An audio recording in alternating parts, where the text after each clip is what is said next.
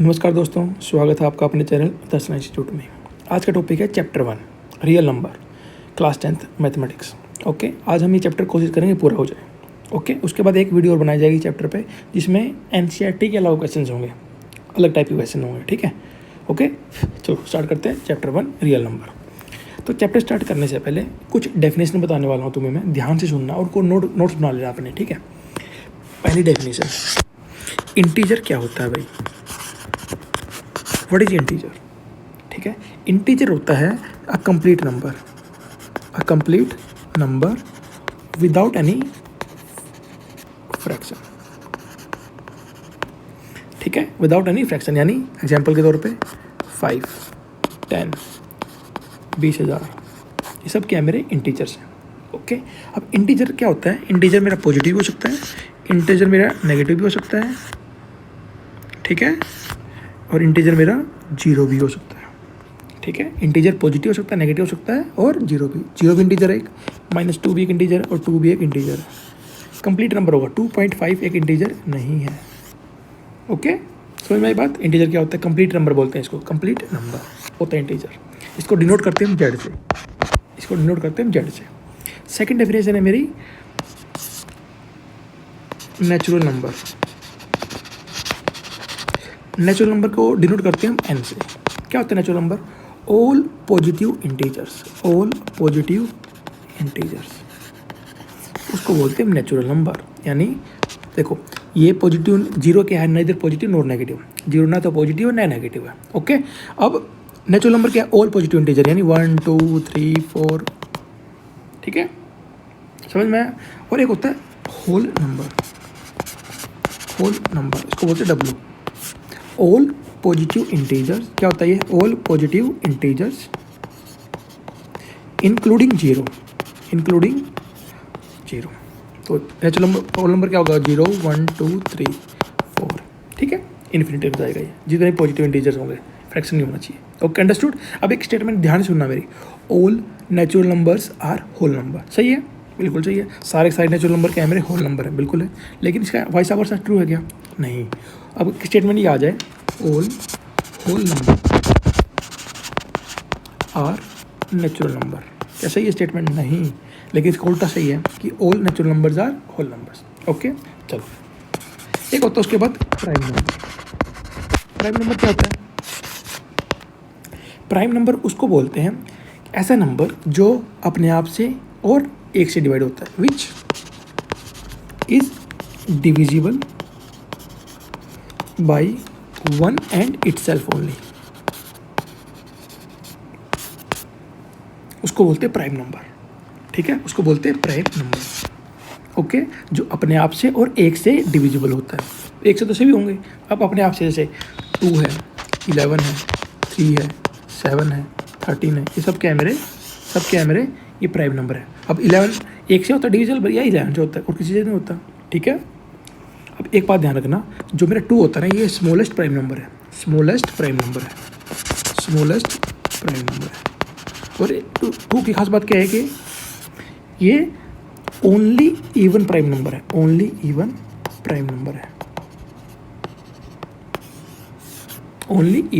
है, अगर तुमसे बोला जाए कि भैया एक प्राइम नंबर बताओ जो इवन हो, ठीक है, इवन क्या होता है देखेंगे अभी। इवन क्या होता है? जो 2 से डिविजिबल होता है। ठीक है, वो होता है मेरे 2 ओनली। सबसे छोटा ओड नंबर क्या होगा? Prime number 3। ओके, उसके बाद होता है कंपोजिट नंबर क्या होते हैं? जिसके 1 और इटसेल्फ से ज़्यादा फैक्टर हो, which has more factors than 2। जैसे 4 है, इसका फैक्टर 1 तो है ही, 4 भी है और एक 2 भी है ना? सेल्फ और एक से ज़्यादा फैक्टर आ गए इसके, ये सब क्या? Composite number, basically which are not prime number, उसको बोलते हैं कंपोजिट नंबर। उसके बाद आता है इवन नंबर क्या होते हैं? विच आर डिविजिबल बाई 2, जो 2 से डिविजिबल होते हैं, उसको बोलते हैं इवन नंबर। जैसे 0 भी डिविजिबल 2 से, 2 भी है, -4 भी है, सब क्या है? मेरे इवन नंबर है। उसके बाद होता है ओड नंबर, जो 2 से डिविजिबल ना हो, उसको बोलते हैं ओड नंबर, 1, 3, 5, 7, 9। ठीक है, अब आता है 8वां, क्या? Rational number, very very important. Rational number होता है ऐसा नंबर जिसको हम p बाई क्यू की फॉर्म में लिख सकते हैं, a number which can be represented in the form of p by q and q is not equal to 0। q 0 नहीं होना चाहिए, मतलब डिनोमिनेटर का नॉट बी 0। क्यों? अगर डिनोमिनेटर 0 होगा, इफ डिनोमिनेटर इज 0, तो नंबर क्या बन जाएगा मेरा? इनफाइनाइट हो जाएगा। इनफाइनाइट मतलब नॉट डिफाइंड। ठीक है, ये बात समझ में आनी चाहिए। अगर डिनोमिनेटर में 0 है तो क्या बन जाता है वो? क्या बन जाता है वो? इन्फिनिटी। उसको बोलते हैं हम नॉट डिफाइंड। तो रेशनल नंबर क्या होगा? जो p बाई क्यू की फॉर्म में हो और q is not equal to 0। Example देखते हैं इसके। एग्जाम्पल जैसे ये है 2/7, ये एक रेशनल नंबर है। 3/8 रेशनल नंबर है। क्या 5 एक रेशनल नंबर है? Yes, it is a rational number. We can write 5 as 5/1, तो p बाई क्यू की फॉर्म में। क्या 7/0 एक रेशनल नंबर है? नो, क्योंकि 0 क्या है यहाँ पे? डिनोमिनेटर में आ गया। क्या √7 एक रेशनल नंबर है? नहीं, इसको हम p बाई क्यू की फॉर्म में नहीं लिख सकते। तो उसके बाद ये आता है मेरा 9th इरेशनल नंबर।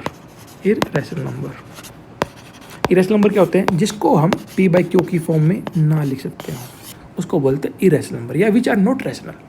जैसे √7 है, √2 है। Basically all those numbers are irrational number which have prime number in square root. वो सब क्या होंगे मेरे? इरेशनल नंबर होंगे। क्या √16 इरेशनल नंबर है? नहीं है, इरेशनल नंबर है। √16 क्या होता है? 4/1 इज रेशनल नंबर। ये ध्यान देना इसके बात को। रूट में लिखने का मतलब ये नहीं है कि उसको सभी को तुम इरेशनल बोल दोगे। √16 डिफाइंड है ना, भी 4 है। √7 डिफाइंड नहीं, √11 डिफाइंड नहीं है। डिफाइंड है लेकिन उसका एक आएगा नंबर उसको सोल्व करने के बाद। अब आता है लास्ट में अपना chapter real number. Last real number होते हैं जिसको हम विच can be represented on number line. Number line क्या होता है? नंबर लाइन नहीं होता, माइनस इन्फिनिटी से इन्फिनिटी, बीच में 0 है। ठीक है, इस तरफ क्या होते हैं मेरे? पॉजिटिव नंबर होते हैं 0 के, और 0 से लेफ्ट में नेगेटिव नंबर होते हैं।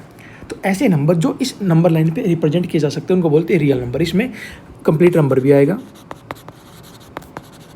प्लस फ्रैक्शन भी आएगा, सब आएगा इसमें। रैशनल भी आएगा, इरेशनल भी आएगा, सब आएगा, सब कुछ आएगा इसमें। 1 है, 2 है, उनके बीच में इनफाइनाइट नंबर्स लाई करते हैं, सब आएगा इसमें। तो ये रियल नंबर होता है और यही अपना चैप्टर है। तो 10 हमने डेफिनेशन देखी है, ये पता होना चाहिए तुम लोगों को।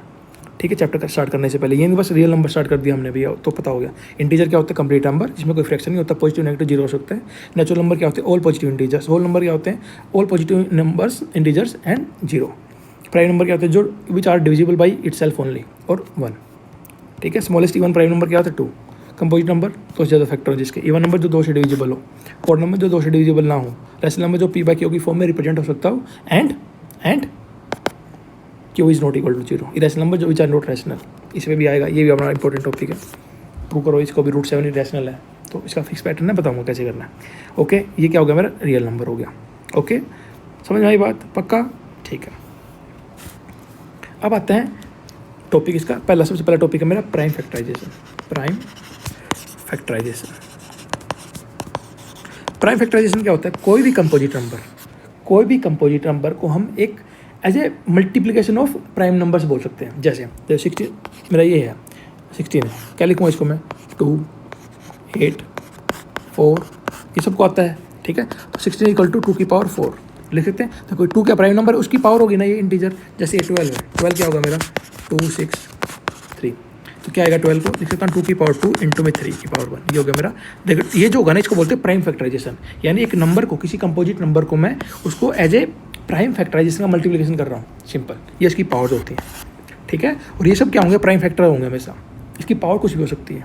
ठीक है, इसको बोलते हैं प्राइम फैक्टराइजेशन। ये सबको करना आता है। सबसे पहले हम 2 से डिवाइड करेंगे, फिर 3 से करेंगे, फिर 5 से करेंगे। ऐसे 5 से डिविजिबल कौन सा होता है? 5 से डिविजिबल होता है जिसके लास्ट में 0 हो या 5 हो। ठीक है, मैं कुछ मोटे मोटे जो डिविजिबिलिटी है ना बता देता हूँ। 2 का तो पता ही मेरे को।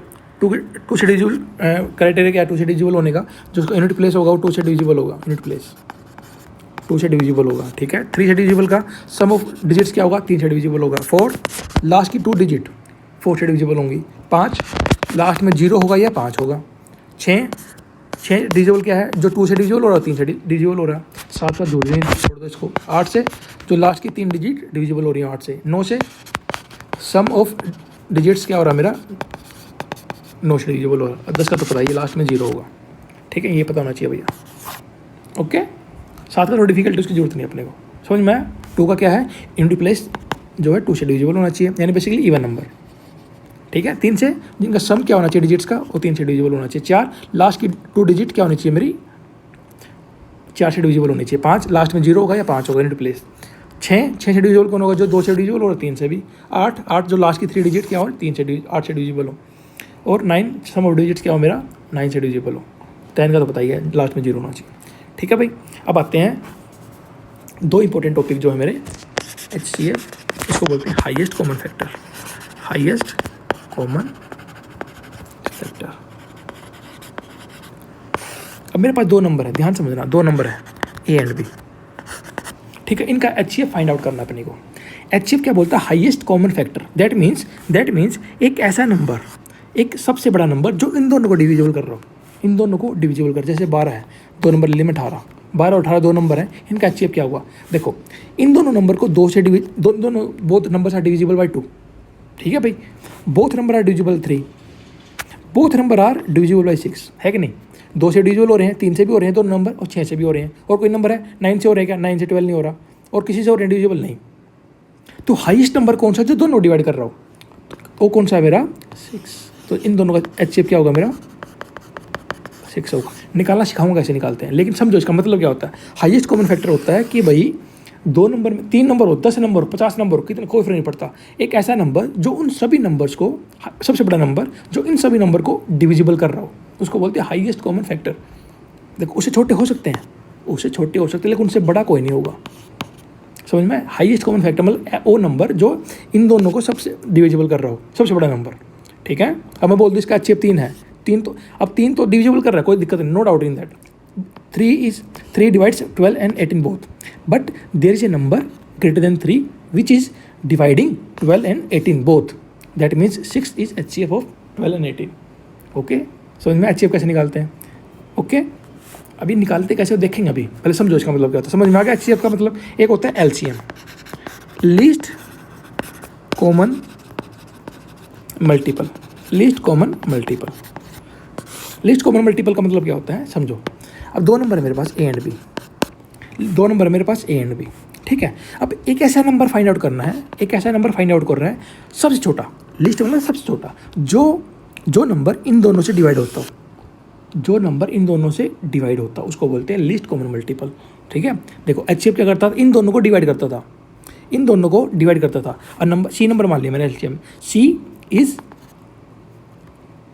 Divisible by both A and B, A and B, उसको बोलते हैं LCM, ठीक है, LCM। अब इसी को देखो 12 और 18 को, ठीक है। अब देखो इन दोनों को डिवाइड करने वाले कौन से नंबर हैं। अब देखो 36 दोनों को डिवाइड कर रहे हैं, दोनों से डिवाइड हो रहा है, 12 3 36, 18 2 36। 72 भी है, 12 6 72, 18 4 72, ठीक है। 18 4 जा 72, 12 6 जा 72। देखो तो LCM क्या होगा, 36 या 72। क्या बोल रहा है, लीस्ट कॉमन मल्टीपल। लीस्ट यानी ऐसा नंबर जो सबसे छोटा नंबर है, जो इन दोनों से डिविजिबल हो रहा है। अब 36 से कोई छोटा नंबर ऐसा नहीं जो इन दोनों को डिवाइड कर पाएगा, दोनों से डिवाइड हो जाएगा। तो 36 क्या हो जाएगा, इसका LCM हो जाएगा। 36 क्या हो जाएगा, इसका LCM हो जाएगा, ठीक है। 36 विल बी LCM। एक चीज़ देखो, एक और चीज़ देखो भी इंटरेस्टिंग। अब 36 इसका LCM है और 6 किसका, इसका 6 क्या इसका HCF, दोनों मल्टीप्लाई करो कितना आएगा, 6 6 जा 36, 6 3 जा 18 और 2 3 2 1 6, ये आएगा। अब एक चीज़ और देखो, इन दोनों को मल्टीप्लाई करो 12 और 18 को, कितना आएगा, 18 2 36, 3 18 18 3 21। कुछ चमकी बात, ये 2 नंबर थे मेरे, ये इसका HCF था, ये इसका LCM था। एक फॉर्मूला जनरेट हुआ, formula, very very important formula.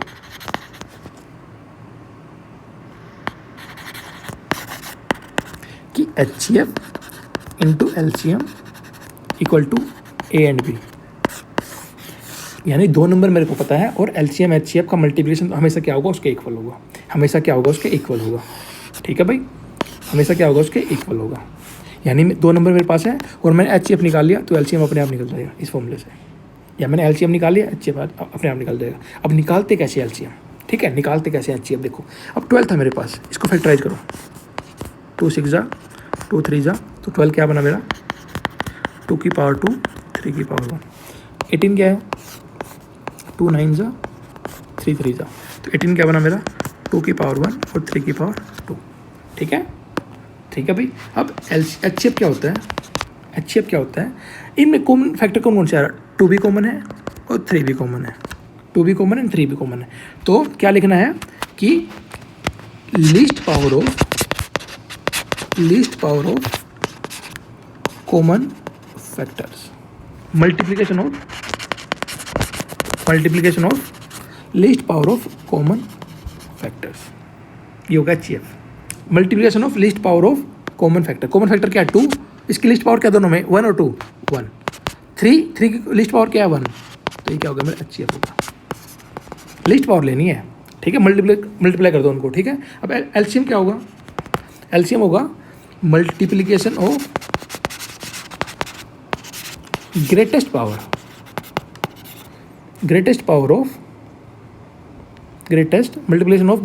Of each factor. Common factor लेना है, ध्यान रखना है इस बात पे, यहाँ पे ईच फैक्टर, यहाँ कॉमन जो कॉमन है उनकी पावर लेनी है, यहाँ पे लेना है ईच फैक्टर।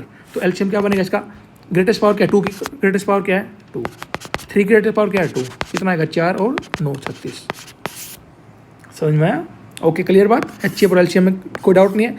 HCM में क्या करना है, लीस्ट पावर लेनी है कॉमन फैक्टर्स की, जो उनमें कॉमन है। मान लो कुछ चीज़ देखो, यहाँ पे 5 होता, यहाँ पे 5 होता, ठीक है, तो HCF 6 ही आता है इसका, HCF तो 6 ही आता, यानी बेसिकली 60 हो जाता है ये है ना, इस HCF तो 6 ही आता। लेकिन जब मैं LCM निकालता तो क्या करता है, 2 की पावर 2 हाईएस्ट पावर है, 3 की पावर 2 हाईएस्ट पावर, लेकिन यहाँ 5 की पावर क्या 1 है, लेकिन इसमें कॉमन नहीं है, तो भी 5 लूँगा यहाँ पे, तो भी 5 लूँगा, क्या आएगा 180। समझ में आई बात, बेस्ट है। ओके, अब एक क्वेश्चन करा रहा हूँ, ध्यान से देखना। अब इसको देखो, क्वेश्चन देखो, प्रोडक्ट ऑफ ईच फैक्टर हो जाएगा, फाइंड LCM LCF हो जाएगा आराम से। अब 3 नंबर है, 3 नंबर में फैक्टर बनाऊंगा, उनमें कॉमन आएगा आ जाएगा। अब देखो इन 2 नंबर का मेरे को 2 नंबर है मेरे पास 6 5 7 3 0 6, उसका HCF दे रखा है, LCM निकालना है, तो फॉर्मूला लग जाएगा HCF into LCF into A and B पता है और HCF पता है, LCM निकल जाएगा इस फॉर्मूले से, ठीक है। ओके, अब एक क्वेश्चन करा रहा हूँ मैं ये वाला, ध्यान से देखना। There is a circular path around a sports field, Sonia takes 18 minutes to drive 1 round. ये मेरा सर्कुलर फील्ड है, सोनिया ने स्टार्ट किया यहाँ से, यहाँ स्टार्ट किया सोनिया ने, उसको लगती है 18 मिनट एक सर्कल कंप्लीट करने में 1 round. And Ravi takes 12 minutes for the same, और रवि को लगता है कितना टाइम, रवि को लगता है 12 मिनट्स, ठीक है। Suppose that they both start at the same point and the same time and go in the same direction, दोनों सेम डायरेक्शन में चल रहे हैं मान लो। After how many minutes they will meet again at the starting point. अभी चल रहे हैं, चलते जा रहे हैं, दोबारा कब मिलेंगे यहाँ पे दोबारा कब मिलेंगे वो देखो।